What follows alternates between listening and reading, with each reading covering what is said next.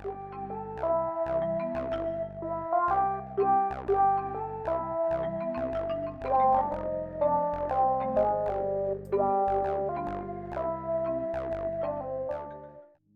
to the Branching Out podcast. I'm Celine Whitetail. And I'm Gull the Cactus. This is the podcast where I remember what we say on our podcast. To be fair, we haven't done it in 3 weeks. Yeah. Where we learn together. This is Grow the podcast in knowledge together. Oh, fuck. Doesn't even remember our own catchphrase. Nope. Because you got rid of the document that had what I wrote down on it. Whoops. Take it from the top. Blooper. And I'm... Oh my god. Okay. I'm not editing in this. I'm learning from Mike's mic. I'm not editing shit. We're just rolling it out raw. Okay. And I'm Gull the Cactus. This is the podcast where we grow in knowledge together. Yeah, and our topic this week is angels. Yeah. Oh boy. It's gonna be an episode. Oh boy. You can tell how good of an episode it's gonna be by how scuffed it is in the first minute and a half. Do you want to hear about some angel stuff? Hell yeah, I would. So, typically, angels are heavily associated with the Abrahamic religious traditions, aka Christianity, Judaism, and Islam. The definition from Wikipedia is a supernatural, heavenly, or spiritual being under the service of a supreme deity. They are often portrayed as benevolent celestial intermediaries between God or gods or a supreme power and humanity. So they typically can be viewed as protectors and guides, such as guardian angels. And the idea of fallen angels is also very popular as it humanizes an otherwise untouchable kind of being. In art, they are often identified with bird wings, halos, and divine light. Very different than that is the Jesus. Like the trend of biblically accurate angels, which is being portrayed as human-like in appearance, but also frightening and inhuman at times. The word derives from the Old English angle and the Old French angel, probably Sorry. angel. Angle. I don't know French. Angle, yeah. And which is also derived from the late Latin angelus, which is borrowed from the late Greek angelos, meaning messenger. So there's a long, winding history of where that word comes from. I could have talked about angel. I could have done my angel deep dive instead. Shit. You could have. I'm didn't surprised even think about didn't. that. I didn't think about it. I'm sure it'll come up sometime later. The word's earliest form is the Mycenaean akero, which would have originated somewhere from 16th to 12th century BC. So fucking old. There's also the possibility that the word originated in Persian, angaros, and interestingly, there is another word, the biblical Hebrew term, which is malak, M-A-L-A-K-H, meaning messenger. But if a messenger is meant to be human, they use words like nuntius or legatus rather than malak or angelus. So there's a very distinct differentiation between the human and the supernatural kinds of messengers. So this is just, I go into all of this detail for the origin of the word just to show that there were a lot of different traditions and languages, and it's an old kind of idea that goes across many cultures. Some other things, religious traditions that touch on angels include Zoroastrianism, where there are multiple types of angel-like beings, one of which, the Fravashi, is considered a guardian angel. And the concept of the Fravashi is perhaps the most prolific of the angel-like beings in Zoroastrianism because it is said that each person has one guardian angel, which I think is really kind of cute. And, I don't mean that in like a way where I'm trying to belittle the concept. It's just like, I think it's, nice that this religious tradition would think that every human is deserving of a singular guardian for themselves. I think that's really nice. I just have a few examples of different references to angels in holy texts, and then I have my like specific topic. So this is all still background. I can't remember who goes first this week, if it's you or me. It's me, because remember I had the funny Roosevelt mix-up, and that was a second. Yes. Okay. So I just have a few passages from Judaism, Christianity, and Islam that just, you know me. I love a good quote. I love a good reference. So in Judaism, angels are shown to be those who stand by God in heaven, but are strictly to be distinguished from him and subordinate to him. They are also thought to be inferior to humanity due to the fact that they have no free will of their own, and they are only able to carry out divine commands. The book of Daniel is the earliest to refer to individual angels by name, mentioning Gabriel in Daniel 9:21 and Michael in 10:13. And in Daniel 9:21, this is a few lines before and after. While I was speaking and praying, confessing my sin and the sin of my people Israel, and making my request to the Lord my God for his holy hill, while I was still in prayer, Gabriel, the man I had seen in the earlier vision, came to me in swift flight about the time of the evening sacrifice. He instructed me and said to me, Daniel, I have now come to give you insight and understanding. As soon as you began to pray, a word went out, which I have come to tell you, for you are highly esteemed. Therefore, consider the word and understand the vision.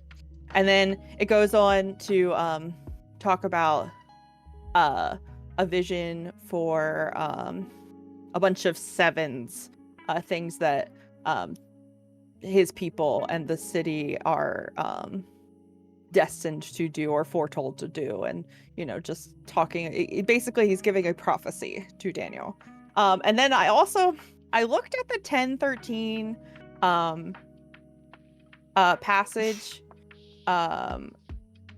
in the book of Daniel, and I looked at a bunch of different translations for it, and some of them suggest that it is in fact Michael the archangel who is being referenced, but then there's also the chance that it could be, some of the language is chief angels and some is chief princes. So it's not clear to me, as someone who is not like a biblical scholar, if they are literally talking about a Persian prince who is a human versus like something that is happening in this like vision kind of state, which is more like spiritual. And so I'm just going to put that out there, as that passage is referred to on Wikipedia as saying that it refers to Michael, but I'm not like 100% sure, so I didn't want to read it out loud. But in either case, these passages are meant to show the angel's importance in apocalyptic literature, because there's a lot of talking about like foretelling the fate of humanity and what people have to do in order to, win, with the big good win. In Christianity, there are a few things that can be said for angels, such as the fact that it is clearly stated that God created them in Colossians, for in him all things in heaven and on earth were created, things visible and invisible, whether thrones or dominions or rulers or powers.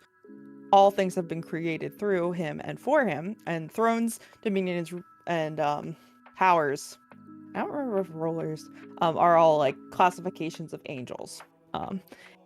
It is also said that angels serve God. You can see this in Matthew 4:6, saying to him, if you are the Son of God, throw yourself down, for it is written, he will command his angels concerning you, and on their hands they will bear you up, so that you will not dash your foot against a stone.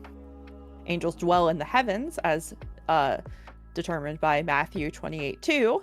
And suddenly there was a great earthquake, for an angel of the Lord, descending from heaven, came and rolled back the stone and sat on it. angels act as God's warriors in Matthew 26:53. Do you think that I cannot appeal to my Father, and he will at once send me more than 12 legions of angels? And praise God, as said in Luke 2:13. And suddenly there was with the angel a multitude of the heavenly host praising God and saying, blah blah blah. Angels have been known to interact with humans, not just where it is, depicted as being like heavenly, divinely significant in the Bible, but also at other times, such as said in Hebrews 13:2, forget not to show love unto strangers, for thereby some have entertained angels unawares. So the idea is angels are similar enough to humans that they could portray a human, and a human could inadvertently interact with an angel and not know it. Angels also act as heavenly messengers, such as appearing to Zechariah, the father of John the Baptist, to tell him he will have a child despite his advanced age. Gabriel also appears to Mary in the Annunciation, and angels proclaim Jesus' birth in the Adoration of the Shepherds. This is interesting to me. Pope John Paul II even emphasized the role of angels in Catholicism in a 1986 address titled, "Angels Participate in History of Salvation." The Vatican's official position is that humanity should avoid assigning names to angels, except for Gabriel, Raphael, and Michael, whose names are found in Scripture. So it's interesting because this is Catholicism specifically as a subset of Christianity, but like the importance of angels is taken very seriously by Catholics, and that's just is kind of interesting. In Islam, the Arabic word for angel, Malik, derives from either Malaka, he controlled, or from a root meaning messenger, which would tie back to the other root words that we had talked about already. Angels in the Quran are thought to be endowed with reason and be subject to God's tests, as well as humans are. When angels fail their tests, they might end up on Earth, like Harut and Marut, who are said to tempt humans by offering to teach them sorcery. So they are a pair of fallen angels who, in turn, attempt to have humans fall and fail God's tests as well. Angels are not described as agents of angels are not described as agents of revelation in the Quran like they are in both Judaism and Christianity, but they are discussed to become devils if they are tested and failed. So that's an interesting through line. Judaism, Islam, and Christianity all feature different but similar hierarchies of angels. And I'm using Christianity because it's the one that's like, it's the most, I'm gonna say the most popular, because it is also used in like a lot of the pseudo spiritual, like quasi-religious traditions that you can find with like exorcisms and like all kinds of traditions like that, which are the like hierarchies of angels, and you would call upon different beings to help protect from demons and devils and such. So in Christianity there are the higher orders, which are seraphim, cherubim, and thrones, which are described as wheels within wheels, flaming wheels, or the many-eyed ones. So that's like your biblically accurate like angel meme on Twitter. The middle orders of angels are dominions, virtues, and powers, and the lowest orders are principalities, archangels, and angels. That's my like angelic overview. So that's like what I have. And I have a more specific topic, but you go first this week. Well, hey, guess what? I just thought of something, and hold on one sec. Okay.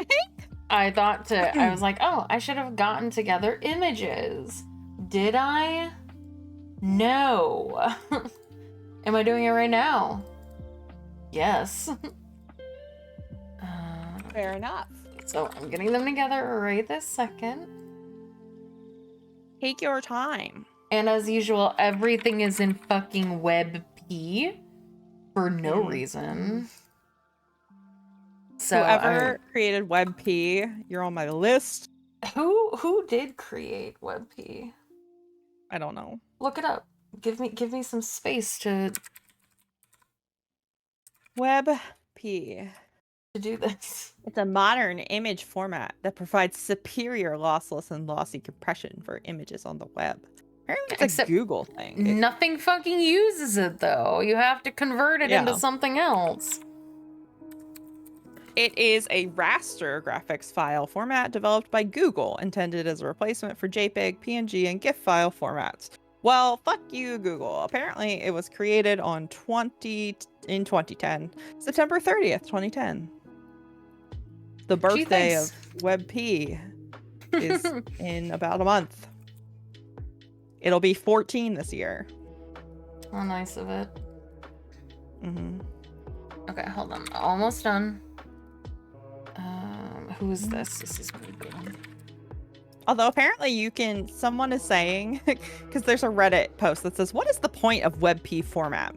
If you stream from your PC with software like OBS Studio, the format is very useful for Stinger video transitions as the files are small and support transparency. So you could conceivably use it in but OBS, you can't. But you have to use it specifically as a media file and not as an image file. So I'd have to set that up separately, which I refuse to do. Well, that's annoying. Yes. All right, but I'm done. All right. Welcome to my supernatural deep dive. I am Celine Whitetail. I will be your host today. Although there are probably hundreds of stories about angels, people in our real world who have talked about seeing and communicating with angels, I will be talking about none of that. I have decided instead to waste the next half hour of your life talking about the most ridiculous angels in all of media. And yes, I'm willing to die on that hill. The supernatural angels. Specifically the arc ones. I do not plan to go super in-depth because that would take our entire lives and we just simply do not have the time for that. But I will be talking about the 4 archangels, the arguably most important angels in the supernatural canon that are not named Castiel and like Metatron maybe. And obviously Lucifer. But if I talked about him separately, we'd be here all day. And although he is technically a fallen archangel, based on the stained glass depictions of archangels, he ain't there. So we ain't talking about him here. Essentially... You know what's really funny? What? My topic is fallen angels and Lucifer. Well, good. So yes, Lucifer. So there's a stained glass image that has 7 archangels and one that has 4 that I was able to find. I do not know where they are, but I'm sure they're in some fancy fucking church somewhere. None of them depict Lucifer as a fallen angel. So, or as an archangel at all. In Supernatural, Lucifer is one of the archangels, but I will explain that later. But we will not be talking about him because he is not. I'm taking the 4 archangels that are listed in the most commonly known source version of the Bible. There are, for some sources say that there are 7 of them. The other 3 that aren't in the 4 that I'm going to be talking about do not have supernatural counterparts anyway. So I'm going to be talking and comparing them to what we know about them in the Bible and other texts versus what they ended up doing in the show Supernatural. For people who don't know what Supernatural is, it was a television show that aired in America from 2005 to 2020. It had 15 seasons and 327 episodes. I would do a funny joke about how many hours and minutes of television that accrued to, but we do not have the time.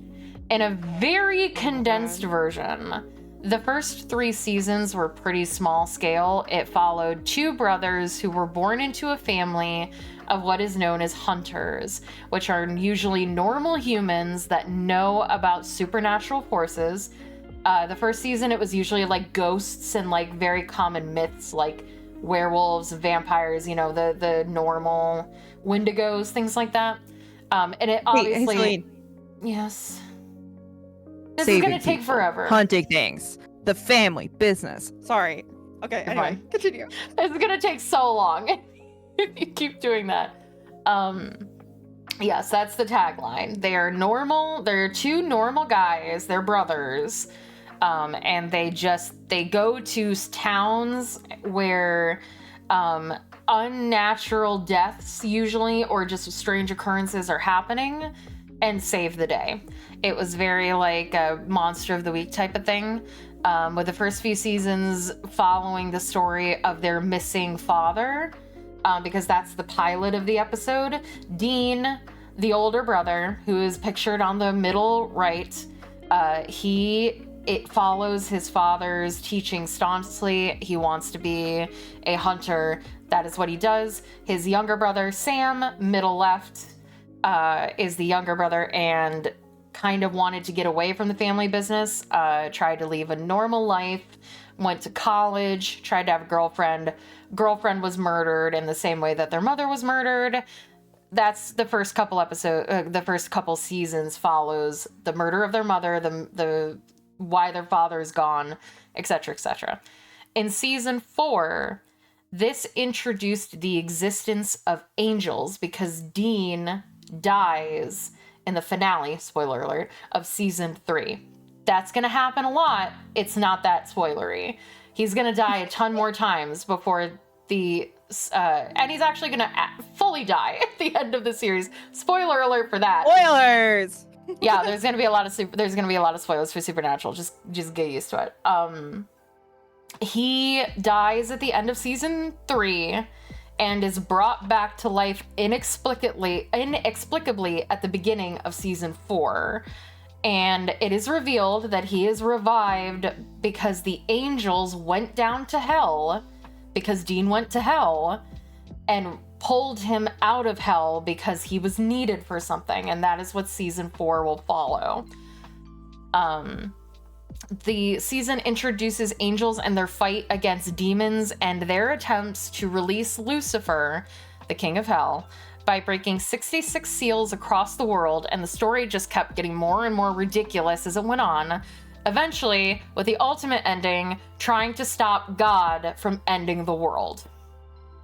But before we get too ahead of ourselves, I will preface this with a few things. 1, obviously I already said this, massive spoilers ahead for seasons 4 to 15 of Supernatural. Duh.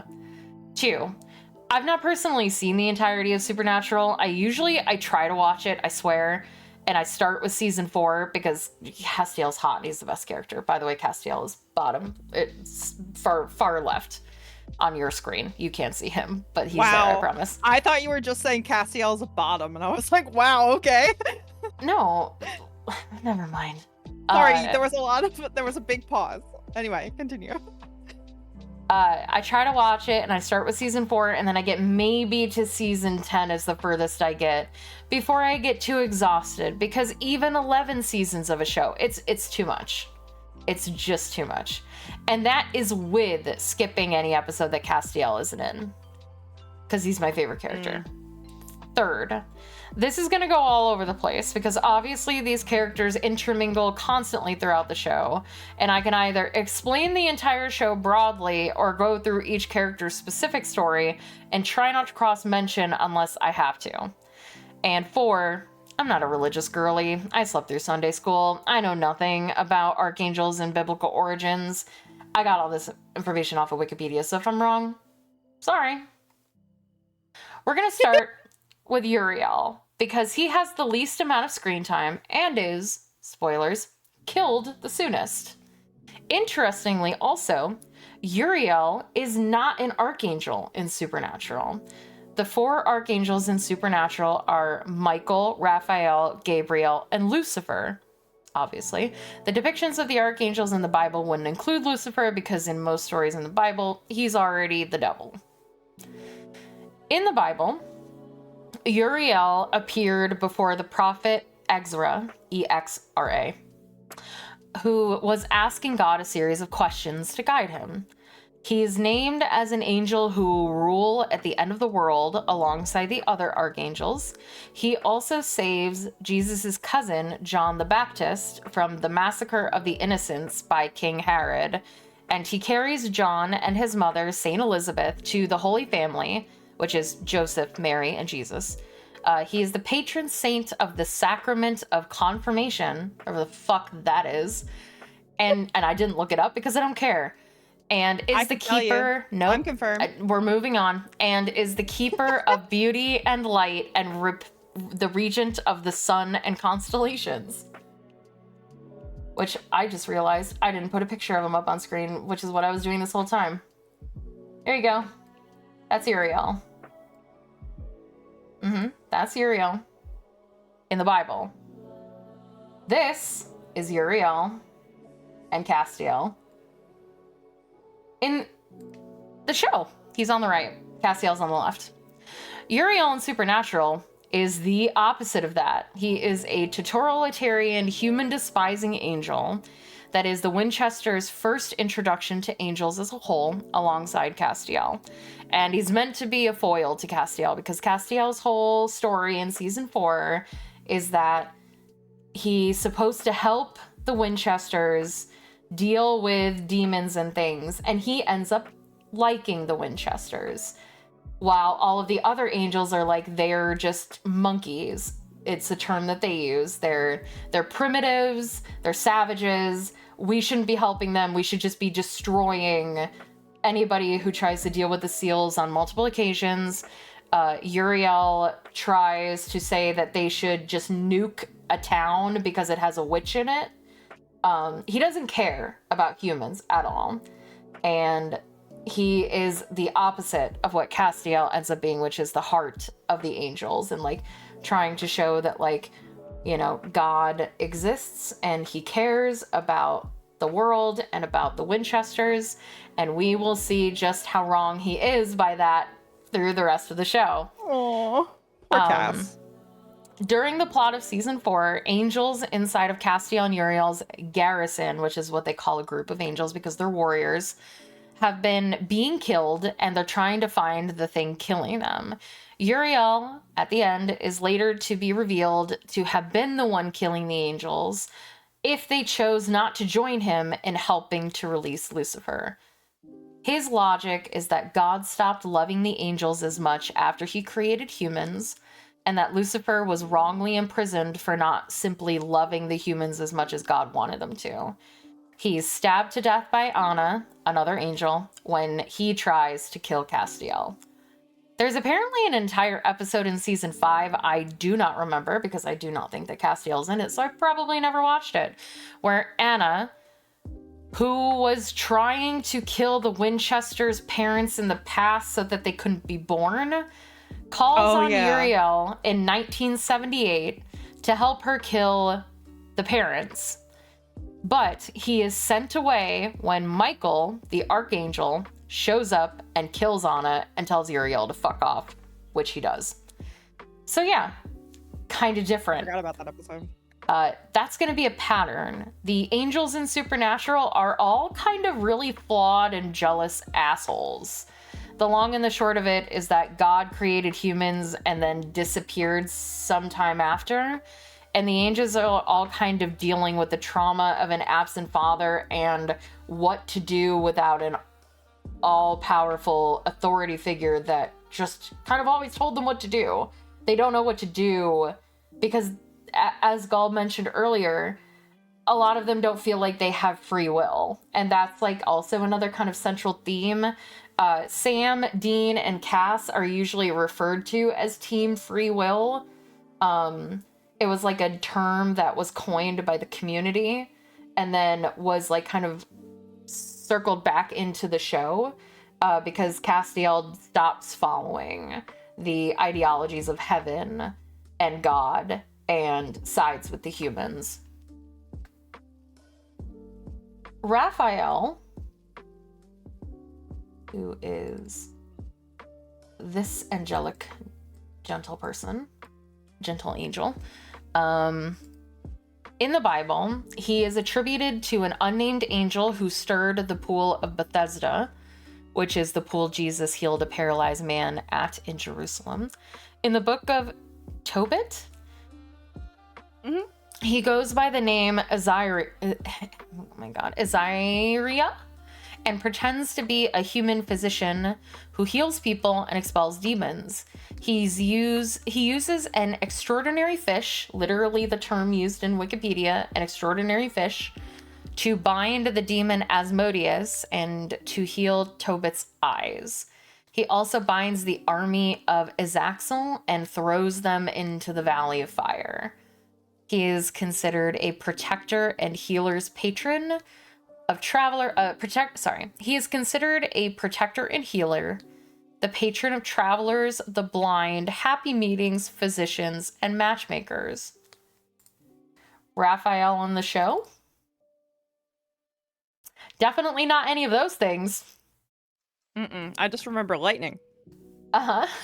He is first introduced when the boys are trying to protect a prophet, Chuck, who is portrayed by the screenwriter of the show, as well, or one of the screenwriters of the show, and is writing canonically the Winchester Gospels, which is going to be a new Bible gathering, like the Book of John, but instead it's the Winchester Gospel of their time with the angels, and that's what Chuck is writing. He's essentially, in the world of Supernatural, he is writing the show Supernatural.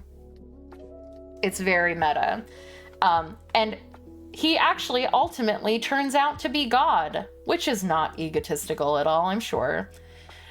They save Chuck from a demon, and they learn from Castiel, if a prophet of the Lord is ever in the same room as a demon, an archangel will appear to protect the prophets of God and smite down the demon. He is also the one to kill Castiel at the end of the season, when Castiel sides with the humans and kills Zachariah, another angel, to help them. We don't see him physically until season 5, where he is portrayed as an extremely powerful and destructive being, leaving his human vessel, which, to explain what that is, angels can only be on Earth by taking over the body of a human that consents to being their vessel. He leaves that vessel completely comatose and takes out the entire power on the eastern coast of the United States the first time he is summoned by the Winchesters, which is the lightning that Gull was talking about. He literally creates a hurricane.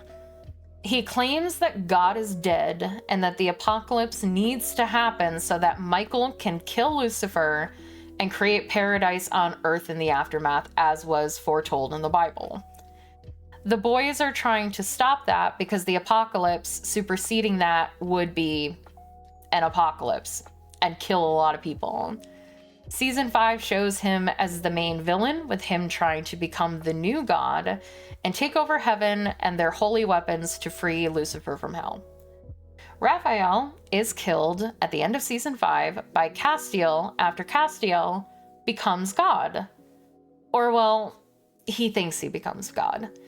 He essentially swallows all of the souls inside of purgatory, which is like the traveling plane between heaven and hell, where people get lost. But there is also some other things in there called the Leviathans, which are essentially primordial, pre-human evil demon creatures that God was experimenting when he was first creating life, fucked up apparently real bad, and all they wanted to do was just to destroy everything. So he was like, put him in purgatory.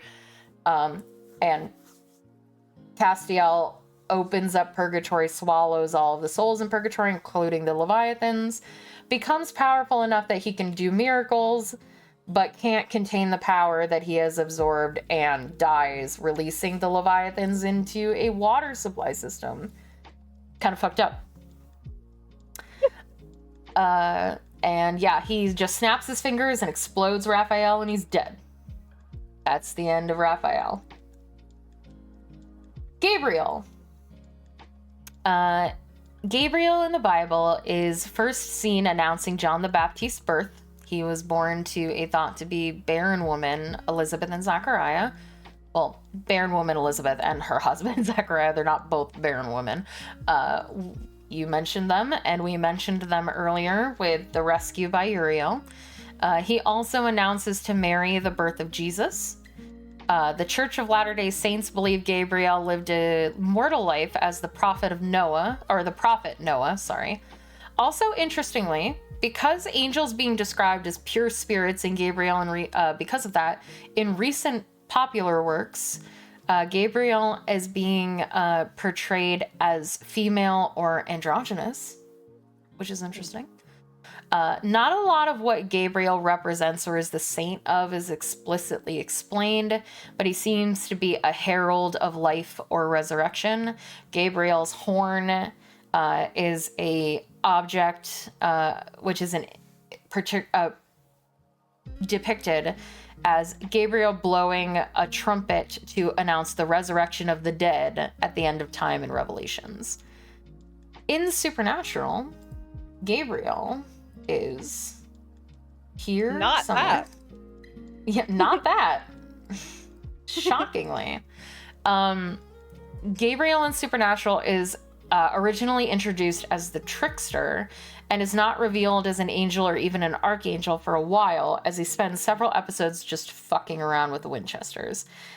His first introduction is an episode where he essentially absorbs them into different forms of television, like mediums, like they end up acting out a comedy and then a Japanese game show and then a medical drama before they realize what's happening. Gabriel might have one of the sadder psychological profiles of the archangels in the show, because he is genuinely saddened by what has happened with his family's destruction. He loves God, as well as both of his brothers, Michael and Lucifer, who were pitted against each other for God's favorite. Instead of picking a side, he chose to leave and went to Earth. He rescued and befriended Loki. Yes, that Loki. For some reason, all religions figures kind of exist and are real in Supernatural, which I think is an interesting view on it. So, like, Norse gods, they're known as, like, pagan gods, and they do actually exist in the world. It's why some, people worshipped them, back in the day, because they did actually exist in the world of Supernatural. And he took up Loki's visage, who no longer wanted to be the trickster god, so that no one would know that Gabriel was alive and that's who he was or what he was doing. When he was eventually revealed by the Winchesters, he chose to help them and told them the secret to opening a portal to the cage, which was the place that Lucifer was locked up in, is to get all 4 rings that are held by the horsemen of the apocalypse, which are famine, pestilence, war, and death. God, I forgot about that entirely. And that in order to get, because Lucifer at this point in the show had been released from hell, and they were trying to get him back into the cage. And Lucifer could be put back into the cage if he was tricked into it somehow. He faked his death again afterwards and intended to return to a life away from the angels, but was sold out by Loki and the other deities to Asmodeus. After being rescued by the Winchesters, he killed Loki and joined them to kill Lucifer once and for all, finally having picked a side. Now, I will read you a direct passage from Wikipedia to explain to you what season 15 was all about. After traveling to the Apocalypse world, which is an alternate universe in which Mary, the mother of the Winchesters, refused to take the deal with Azazel, the yellow-eyed demon that murdered her, to resurrect John, her husband, and their father. In this world, Sam and Dean are never born to prevent the apocalypse from happening, leading to the devastation of Earth and the victory of Michael, the archangel, who subsequently became the Genghis Khan supreme ruler of this universe and launched an extermination campaign against all surviving humans. It was subsequently destroyed by God in his quest of destroying the entire multiverse.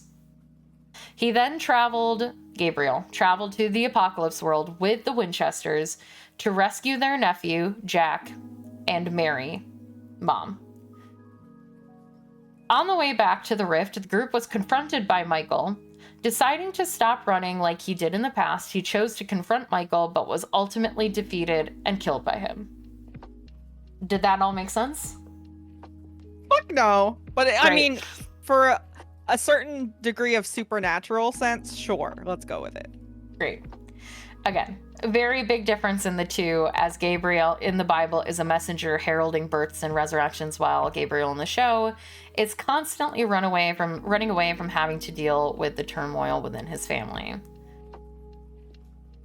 And last but not least, we have teeny Michael. We have Michael. Michael is probably the most notable biblically of the archangels. He usually appears when the apocalypse is going down, but a lot of his earliest mentions mark him as Prince of Israel and its protector, as well as the commander of the angels and archangels. He's mentioned explicitly in Revelations 12:7 through 12, where he does battle with Satan and casts him out of heaven so that he no longer has access to God as accuser, his formal role in the Old Testament. Michael honestly has the closest straight translation to his role in the Bible as his role on Supernatural. So buckle up, because this is about to get complicated, and this is a very large image. So give me 1 second as I have to shrink this down in real time. So I can't see the image, so I'm so curious. It's fine. It was just covering you for a second. It was just a big picture of Adam, which I'll get to.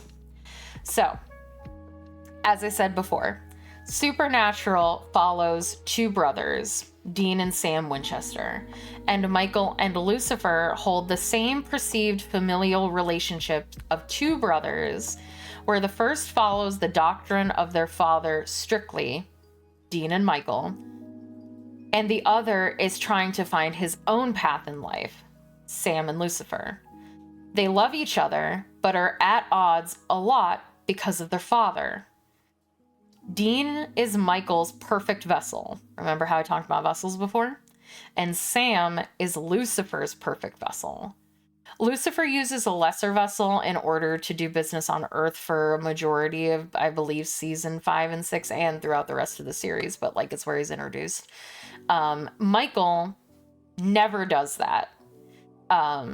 He only uses the Winchester family, so he inhabits John Winchester at certain moments where they go into the past and meet John, because by season 4, John is dead. And he also inhabits Adam, their half-sibling, who I'll talk about in a second. Season 5 follows Heaven's angels, trying to convince the Winchesters to say yes to become the vessels of Lucifer and Michael so that they can finally fight each other and bring about the apocalypse so that paradise can be obtained. Of course, Sam says yes because he's a weak-ass bitch, and Dean says no. I'm sorry, he is. And Dean says no, and Michael uses their sudden plot convenience half-brother Adam as his vessel instead for the showdown at the end of season 5. They open the portal to hell because they killed 3 of the 4 horsemen. Guess which horseman didn't die? It's real... Yeah, Death. Death survives. They ask Death for his ring and he gives it to them. Death, by the way, just go watch a compilation of Death's appearances in Supernatural. Perfect. He's a wonderful... Really cool. He's a very cool character that is like... They give him a lot of really interesting human quirks. Like he always shows up at like foodie destinations because he loves food. And he really comes off as like something that is... Like, he thinks that he's older than God, and that he will one day reap God. And he just comes off as like probably the most powerful being in this show, but they do it in a very subtle way. It's very cool. Anyway, I'm getting on a tangent that I did not write about. But yes, they get the four rings from the Horsemen of the Apocalypse and open up a portal.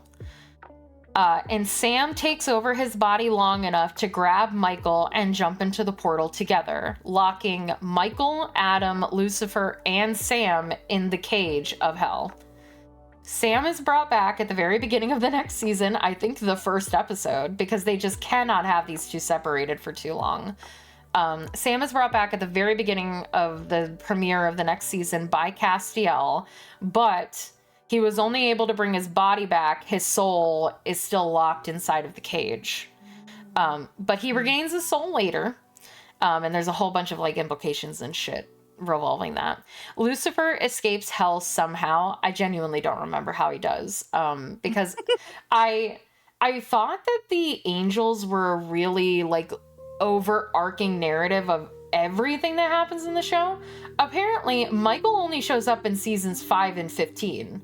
Like, he gets locked away and he doesn't show up for 10 more seasons. So he's definitely not brought up as much as I thought he was. I felt like he was shoved down our throats a ton, but I guess he wasn't. Lucifer escapes, and I forget how, but Michael stays there for basically the rest of the series until the season finale, or like the final season, sorry. When God decides to open every door in hell to kickstart the end of the world, from what I was able to read, he was annoyed that humans defied him or something, you know, normal New Testament God stuff, which included the cage, and Michael eventually left. He didn't do it immediately, probably to explain why we don't see him until the ending, towards the end of the season. Being trapped for a lot of time with Adam, they eventually came to an understanding and dual worked his body. Michael turned on God when he destroyed everyone on Earth, which included Adam, but double turned when he had an opportunity to regain God's favor and attacked Lucifer. God kills Michael anyway for originally going to betray him, regardless of what he ended up doing. The Winchesters, however, the Winchesters expected Michael to betray them, however, because Michael is kind of just a giant twat throughout the show, and they used him only to lure God to them so they could depower him, which they do. And they leave God to live a mortal life, to grow old and die alone and forgotten. And that's that on all of the archangels of Supernatural. As with most things in Supernatural story, the further down the timeline you go, the more insane it became, and everyone's fucking dead. I hope you all learned something. I learned a few things. I wrote them down. I wrote, but is Uriel wrong? God kind of sucks. And Lucifer is sort of right about that. And then I also wrote, Gabriel is good and deserved to live, R.I.P. And then I wrote, Michael is a dick and God fucking sucks, which connects back to my first point, which was that God kind of sucks. Yeah. It was confirmed by the end. Yeah, God kind of sucks in this universe, you know, like in the story, it's really kind of written from an atheist's point of view. Like, the gods and everything, no matter where you go, and the angels, they're all assholes. Like, very few of them are redeemable in any way. And God certainly is like the worst of it. He's essentially portrayed as someone who created the universe and then either got bored or just didn't want to be in charge anymore, so he bailed without like any explanation and left the angels to kind of figure it out on their own. And of course, without any instruction for a race that had no free will up until that point, they were just like, what are our orders? What do we do? And no one had an answer. Like, it really is the like just kind of abandoning the children to kind of figure life out on their own. And unsurprisingly, a lot of them went bad because they started blaming anything and everything around them for what was going on. Yeah. And yeah, God's a dick. And were Everyone's a they dick. wrong?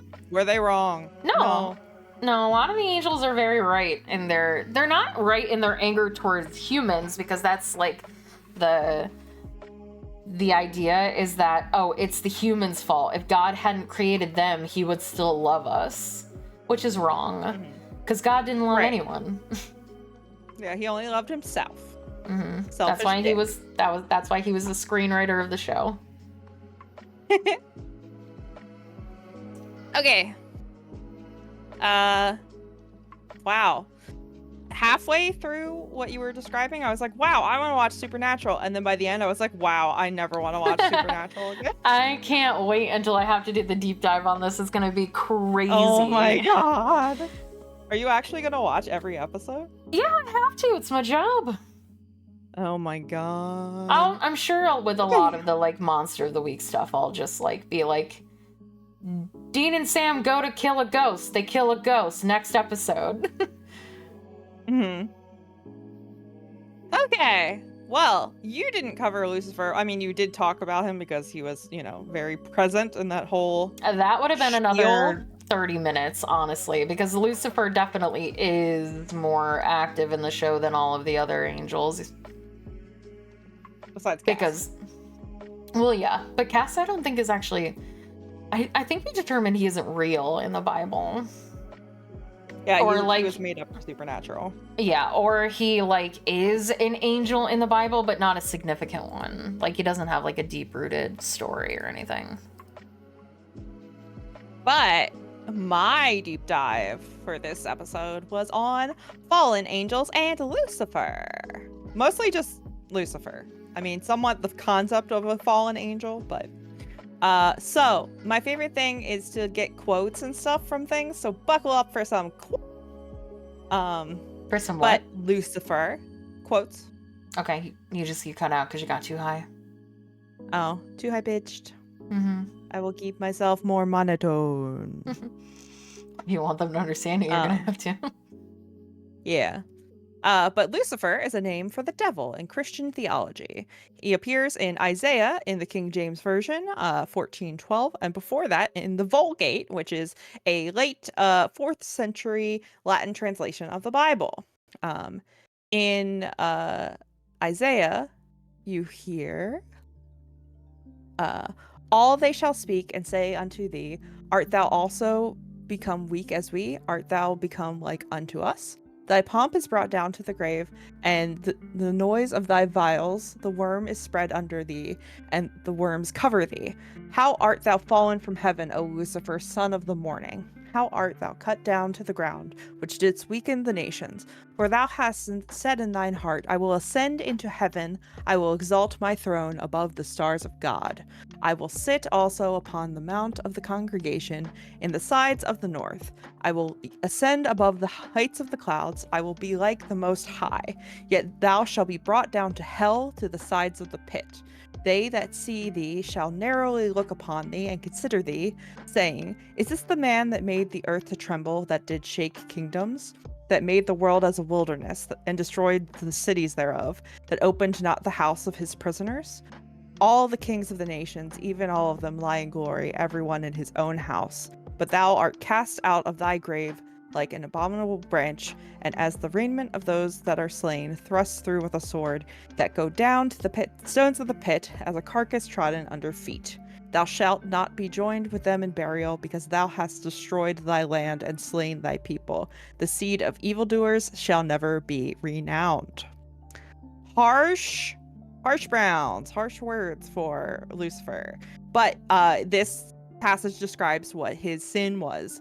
He thought to put himself equal to or above God, and that was what got him cast out of heaven, and in fact cast down into hell. Lucifer is a word meaning morning star or light bringer. He is said to have been cast down from hell for the sin of self-deification, believing himself to be as great as God. I have a bunch of different portrayals of Lucifer throughout time and different mediums. The first one I'll be talking about is Milton's Paradise Lost. And I took an actual like whole class on Milton in college, and we spent a lot of time talking about Paradise Lost, obviously.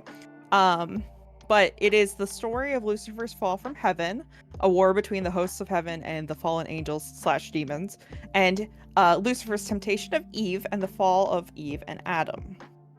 This is the beginning of Paradise Lost because I think it's just so dope. Of man's first disobedience and the fruit of that forbidden tree whose mortal taste brought death into the world, and all our woe, with loss of Eden, till one greater man restore us and regain the blissful seat. Sing, heavenly muse, that on the secret top of Oreb or of Sinai didst inspire that shepherd who first taught the chosen seed in the beginning how the heavens and earth rose out of chaos, or, if Sion hill delight thee more, and Siola's brook that flowed fast by the oracle of God, I thence invoke thy aid to my adventurous song, that with no middle flight intends to soar above the Ionian mount, while it pursues things unattempted yet in prose or rhyme. And chiefly thou, O spirit, that dost prefer before all temples the upright heart and pure, instruct me, for thou knowest. Thou from the first was present, and, with mighty wings outspread, dove-like sat brooding on the vast abyss, and made it pregnant what in me is dark illumine, and what is low raise and support, that to the height of this great argument I may assert eternal providence and justify the ways of God to men. It's interesting because parts of this call back to like epics. Like if you look at the Odyssey, it starts with sing or speak, O muse, and stuff like that.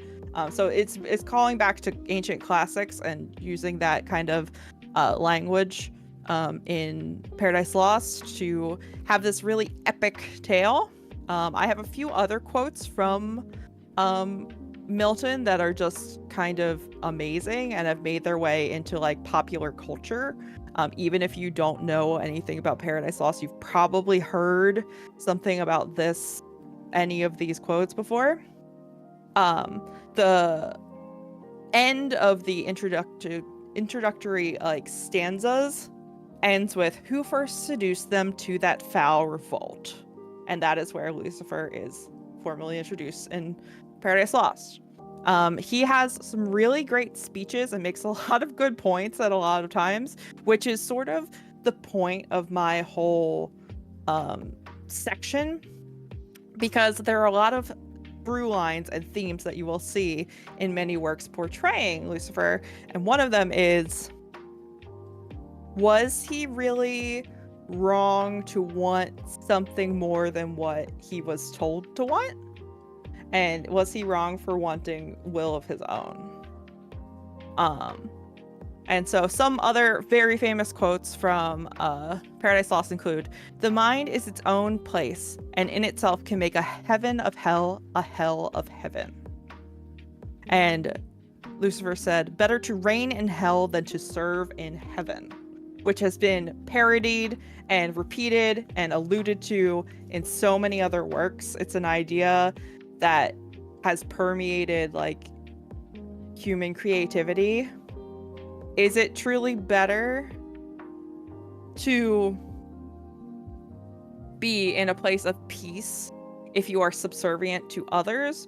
Or is it better to be damned and be the ruler of your own destiny? And Lucifer argues it's better to rule your own destiny, even if it has cast you out from that which you had known previously. Also, this quote, I immediately went and messaged our previous dungeon master, Day, who that was actually the person who had introduced me and Celine, because we played D&D together. This is where the fucking quote for the Blood Moon came from. This is what the inspiration was. "Abashed the devil stood and felt how awful goodness is, and saw virtue in her shape, how lovely, and pined his loss." Do you remember like the similar quote from our game from Antium? No? Sorry. No, I You're don't. muted. Oh, Yeah, I got it. okay. In any case, I'm it blew sorry. my mind because I have the memory of a goldfish. I'm sorry.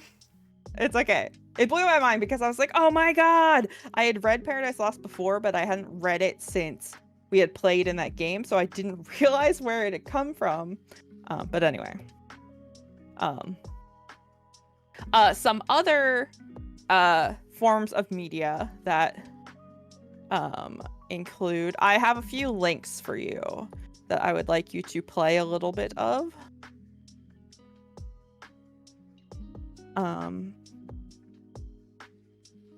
Here we go. This is a bit of classical music.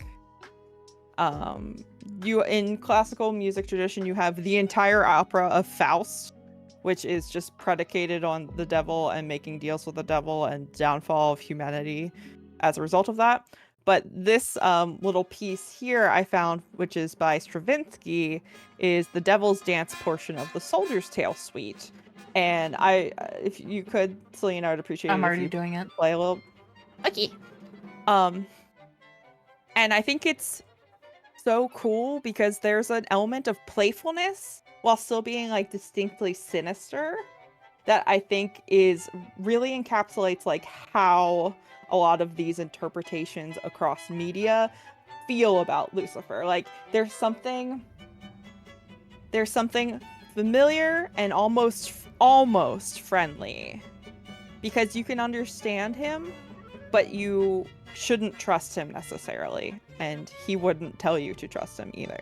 But yes, there's also a lot of sorry, I was not in my notes document when I scrolled. One more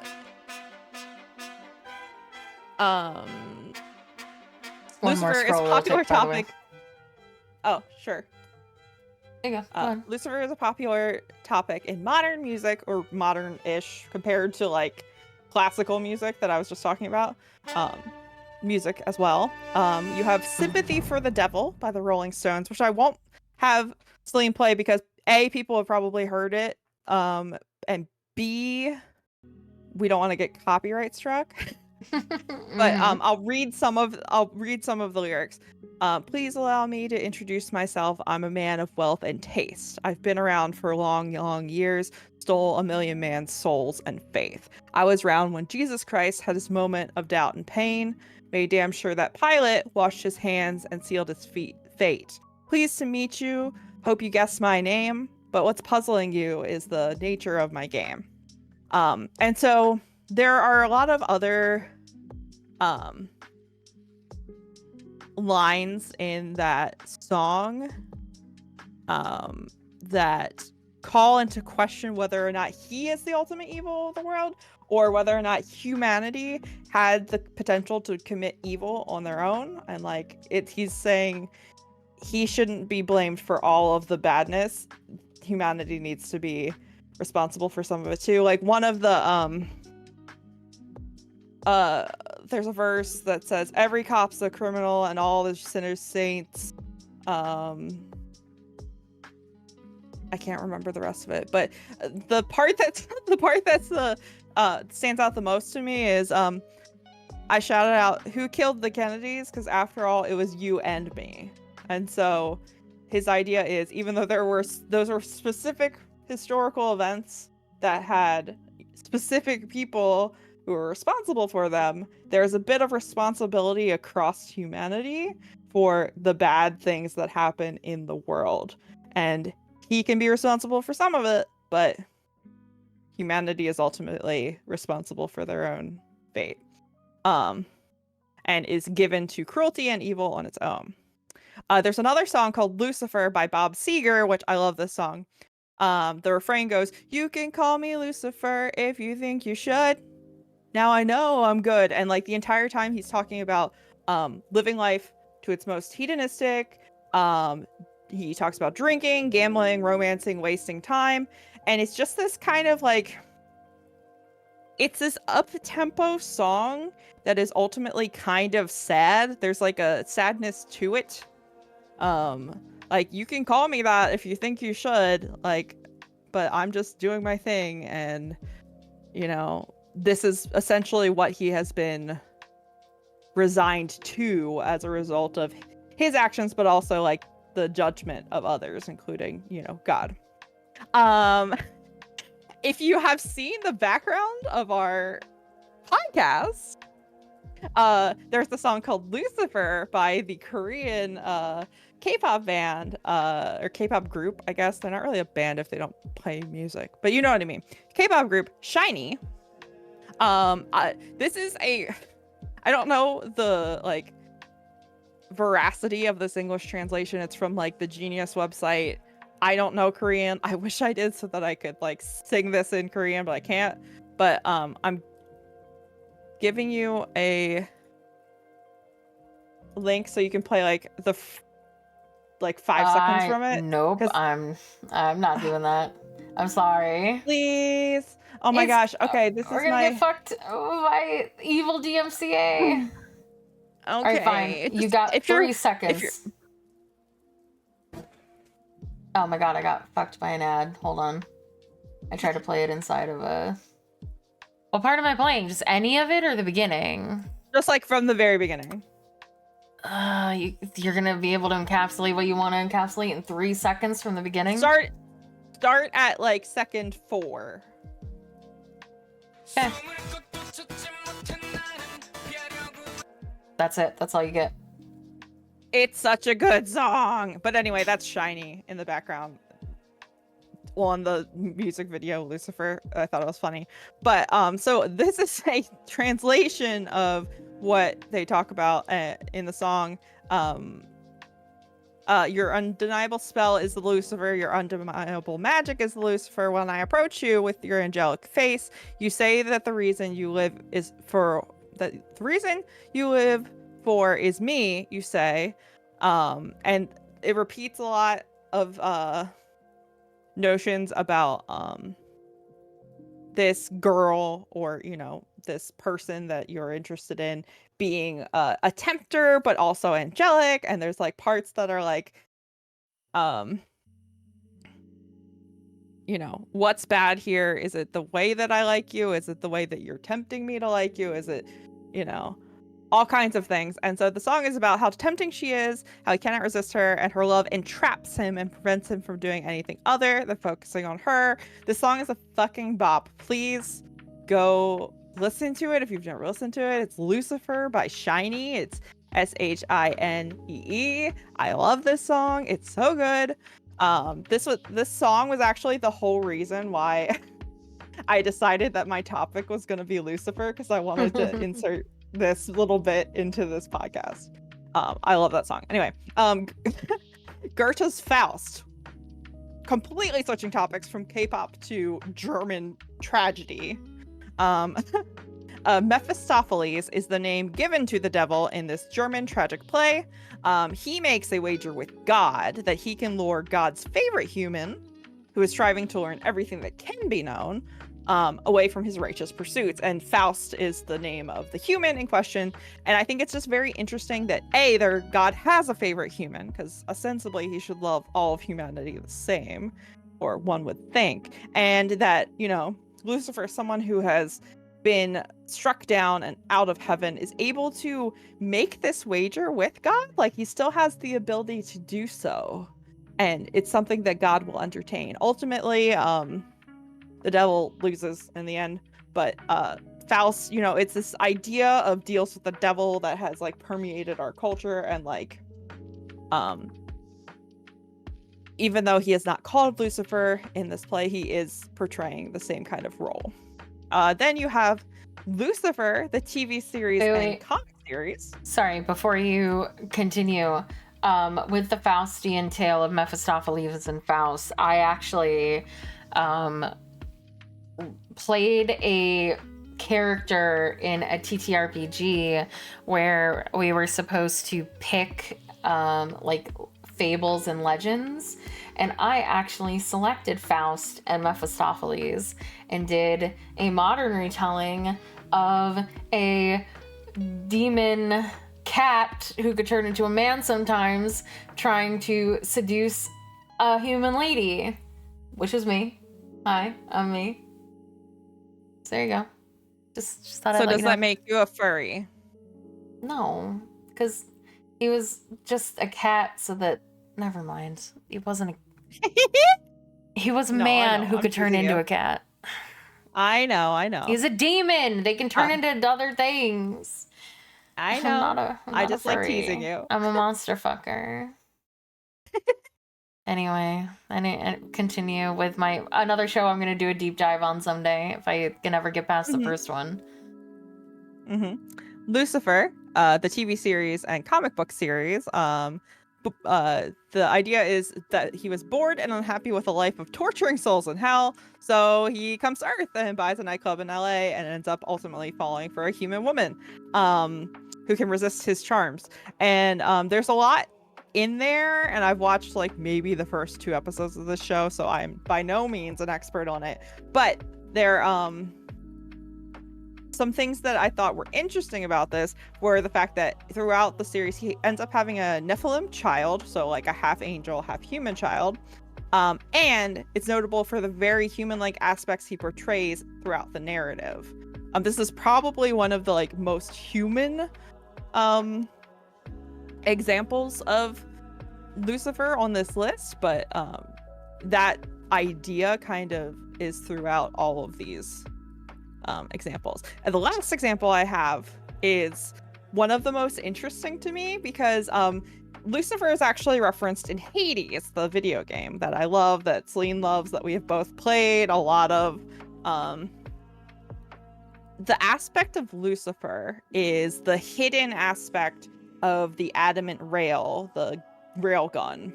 And every weapon you have in this game, you can unlock different aspects of different gods. And the final aspect for each of the weapons is usually someone who is not a god necessarily.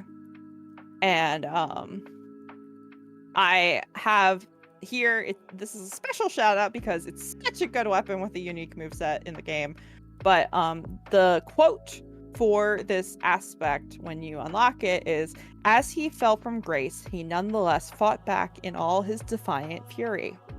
And so I just thought it was really interesting because the other aspects, the other hidden aspects are Arthur, like as in King Arthur, Beowulf, Guan Yu, Rama, and Gilgamesh. And I looked up the ones that I didn't necessarily know, which were Guan Yu and Rama, both of whom are Guan Yu is a culture hero for the Chinese in general, and Rama is an aspect of Vishnu. I think he's the 7th aspect of Vishnu, so he is a demigod or godlike being. But then you have Arthur, Beowulf, and Gilgamesh, who are culture or mythological heroes who were ostensibly people, and Guan Yu, who is a culture hero as well as a human. I don't know a huge amount about Hinduism to say. I think there is an aspect of Rama having been human, but being like an avatar of Vishnu, and I'm not really sure how that works. But anyway, you have those 5, and then you have Lucifer. So all of those others are generally portrayed as being heroic, if not tragic in many ways, but heroic figures. And then Lucifer, who is arguably not a culture hero or a demigod or a god, but is still among these people. And I think it's interesting, and my point in grouping all of these like quotes and portrayals together is to say that humanity has a very interesting fascination with this idea of fallen angels, or Lucifer in particular as a fallen angel, or the idea of a being that is meant to be pure and good, but is like almost captive in being so, choosing a lesser, perhaps baser, and also like more contemptible life in order to be free. And so there's just something like innately human about wanting that free will and, you know, understanding what it is to tempt and be tempted to things. And I think it's just really interesting and cool how this figure that should by all means like be like he's the devil, like he should be the bad guy. There's so many portrayals of him throughout popular culture that say maybe he was right about some things, maybe not everything, but you know, there's something about him that is us and us that is him, and you can't blame all of the things that have happened to him or around him on him necessarily. And so it was just a very interesting little deep dive, all sprung out of the fact that I really love this song that is portrayed behind me. You should go listen to it. And yeah, that was kind of the end of where I had to go with this. I just thought it was really interesting how like our most preeminent probably portrayal of angels throughout certainly throughout Western media is this anti-hero kind of guy. I'm surprised that you didn't cover Devil Went Down to Georgia in your media about the devil. It's like one of them, I feel like one of the most popular songs about the devil, but maybe it's just because I'm a country gal. I looked at it and I didn't think that it necessarily brought anything to the table that was different than like Faust necessarily, because it was very much like the competition, you know, the wager, the temptation, that sort of thing, like the making a deal with the devil. And there are so many other songs about making deals with devils, and like I thought so it was I don't mean like only because this is one of the the song essentially, for people who don't know what the song Devil Went Down to Georgia is, essentially there's a fiddle player who the devil is like, wow, you're a really good fiddle player, I want your soul, so I'm going to tempt you to essentially rap battle me but with fiddles, and you can get this fiddle made out of gold. And I think it's interesting because the like quote unquote protagonist is never portrayed as like a holier than thou or like even is worried about it. He's just like, fuck yeah, I'll fight you for that fiddle, and wins. He's like, get out of here, you son of a bitch, I'm the best that's ever done it. And then he just continues to fiddle, and the devil's like, fuck, and then leaves. Yeah, but the thing I think is interesting about that is he keeps his bargain. He gets he gives him the fiddle, the gold fiddle. So even though this could be like an evil, sinister figure, like there's a code of honor there, and there's a respect there for humanity that I think when we were talking about other angels, and especially in Supernatural, that wasn't necessarily there. And it's very interesting to me how Lucifer as a concept and as a character throughout a lot of these things is portrayed as similar to humanity and like fits in better with humans than like his other angels. So, but yeah, I thought this was a really interesting topic. Obviously it was very religion heavy, so if people are not into that, sorry. Maybe we will get something that's not as religious next time, which leads me to say we should pick our topic. I did it already. It's Mothman. Mothman? Jesus. Yes. Oh, Mothman. Mothman? The cryptid? Yep. Oh, I'm so excited to get into cryptids. Oh my god, I'm excited. I have no idea what Mothman is. I know that you referenced it in my skinny dipping ASMR. And I was like, I don't understand what this is. Oh. You've never heard of Mothman? Well, nope. Don't worry. You're going to learn about Mothman. Yes, I am. Ooh, I think I know what I'm going to talk about for my deep dive. And I'm gonna have to do some research to figure out what I'm gonna do for my deep dive. So, all right, awesome. What are you doing this week? Patreon exclusive content. Have a NDA commission that I can't talk about with an agency VTuber. That's pretty fun. Doing some of their merch. I'm doing audio editing for spoken word / ASMRs. I had a whole bunch of commissions last week. Very exciting. I'm also doing commissions for, I believe, I don't know if they're an agency, but they're a group.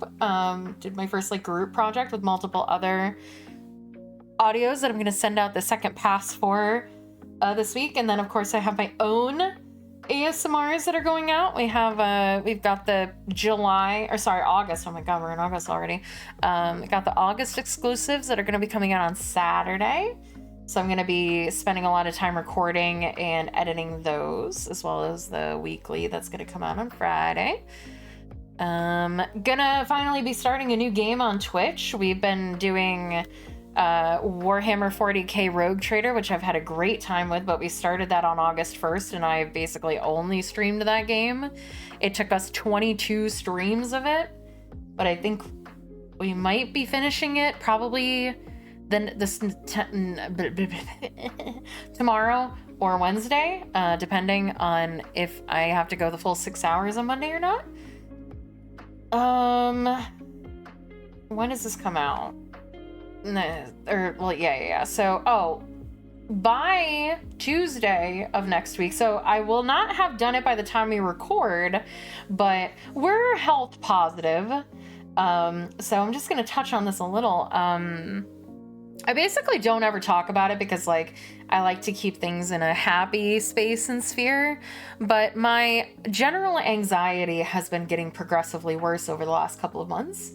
And I have finally gotten in with a psych to talk and perhaps I probably won't be medicated, but I'll have had my appointment on Monday. I think your model's broken, by the way. Oh, no, you're good. You just weren't moving. I was reading. Yes, sorry. No, you're okay. You hadn't moved in a while or blinked or anything. So yeah, I have my psych appointment on Monday, which is the 2nd, and the next episode will be out on the 3rd. So by the time we record next time, I will not have had it. By the time the episode had been out, I will have had the appointment. And maybe by the episode after this one, so episode 11, I will potentially possibly be medicated for anxiety and maybe some other things, depending on if they diagnose me with anything like ADHD or anything further. I don't know exactly what we're going to be doing. I've never had a psych eval. I've never spoken to a psychiatrist. I spoke to a psychologist when I was a teenager, but I have not gone back due to, negative experiences. But usually I wouldn't go, but it is starting to be debilitating in my life, and thus I must go and speak to someone so that I can be medicated so I can function without struggle. So that'll be exciting. It will. And then that's what I'm doing this week. Lots of work and talking to a psychiatrist. What will you be doing this week? I will be writing an ASMR about mermaids. Yep. I will be editing a short story about sexy student teacher things for the ASMR Patreon / Fansly. You can find that in Celine's bucket o links. And I'm gonna maybe try to write another exclusive ASMR because I recently got my first Ko-fi subscriber for my Patreon, or not my Patreon, for my ASMR scripts, and I'm very excited by that, and I want to have something there for the exclusive girlies who want to support me and get some cool scripts. Yeah, we did actually do your first we did your first exclusive script this week, and it's done very well. So oh yeah, it's doing great. Yeah. It's still going up, which is nice. Yep, we love to see it. We do. We love to see the girlies prosper. Yes, we do. Um, And yeah, sorry for not this episode being 3 weeks late. Gull was sick last week, and the week before last week it was my fault because again, anxiety has been kicking my butt a little. It usually gets me at the end of the day, which is when we record. So like we have been trying to record on Saturdays because Gull will get sick usually on Sundays. But like that Saturday, I was like, I am not feeling it. And then I don't remember what happened, but you got sick. And then this last weekend, you kept going to, I think, go see family. And things just kept not lining up for us. So it just, unfortunately, we're gonna try to stick to a closer schedule. But yeah, so yeah, apologies. It was both of our faults. Usually I like to just blame Gull, but this time I had a part to play in it as well.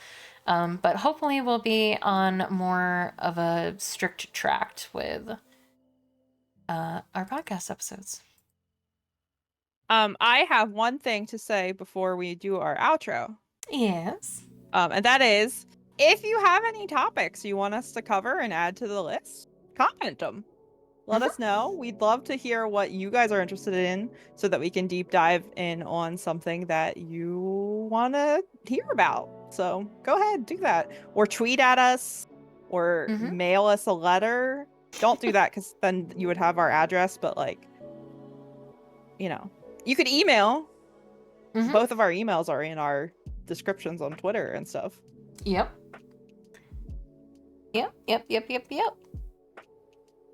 Well, this has been the Branching Out podcast. I'm Celine Whitetail. You can follow me literally everywhere that you can find a person named Celine Whitetail. It's probably me.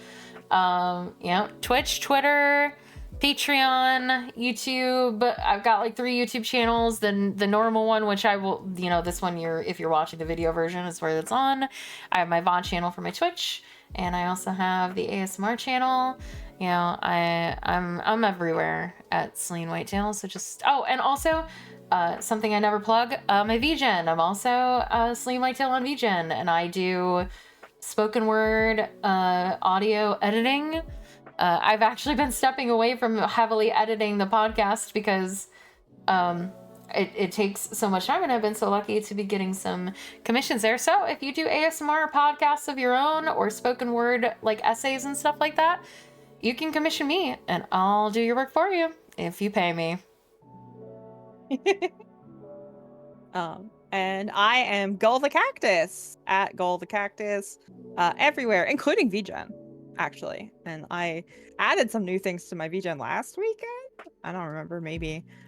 So I can do a lot of drawing, but I can writing. So if you wanted me to write a script for you, I have ASMR up there, but I'm also good at writing other things. So let me know if you're interested in such a thing. But yeah, you can find me at Gull the Cactus everywhere. Yay! Yay! All right, send us out. This has been the Branching Out podcast. And remember, folks, keep learning. Yeah. Bye, guys. Bye.